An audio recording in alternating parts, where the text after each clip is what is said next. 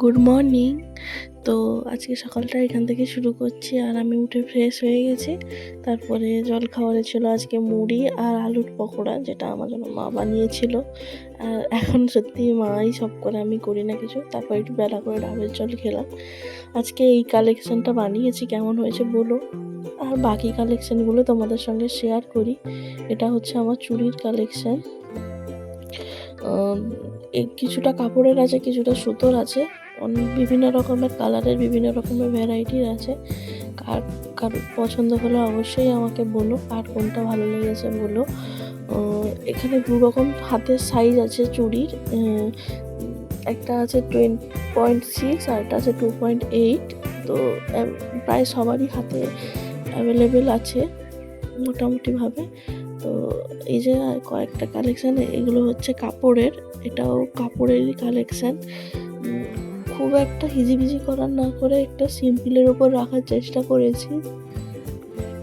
ভালো লাগলে অবশ্যই জানিও, আর প্লিজ কমেন্ট করে যেও আর এইভাবেই আমার পাশে থেকো।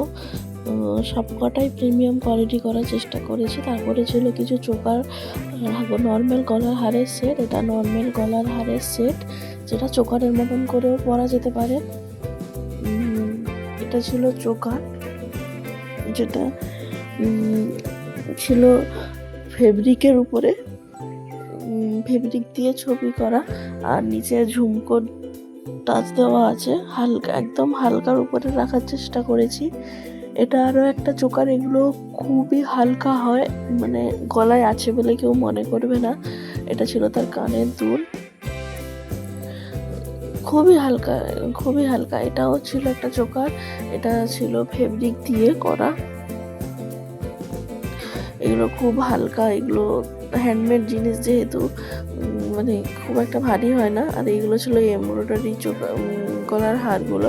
চোকার ঠিক নয়, তবে খুব একটা বড় লংও নয়। এই ফ্রেমটা ও ছিল সেরকম, আর এটা ছিল একটা চোকার। এতগুলো চোকার দেখাচ্ছি, তার মধ্যে কার কোনটা বেশি ভালো লেগেছে অবশ্যই কমেন্ট করে বলো আমাকে। এটাও ছিল একটা চোকার, আমার তো সব থেকে বেশি এটাই ভালো লেগেছিল। তো তোমাদের কোনটা ভালো লেগেছে একটু জানিও। এটাও একটা চোকার ছিল। এগুলো সত্যি খুব লাইট ওয়েটার হয়। আর এইভাবে পাশে থাকবে, নতুন নতুন জিনিস বানানোর চেষ্টা করব তোমাদের সঙ্গে, তুলে ধরার চেষ্টা করব। তোমরা পাশে থাকলেই হয়। তারপরে খেতে বসেছিলাম দুপুরে ভাত, ডাঁটা ভাজি, পকোড়া, আর ছিল মাছের ঝোল, যেটা আমার ভিডিও করা হয়নি।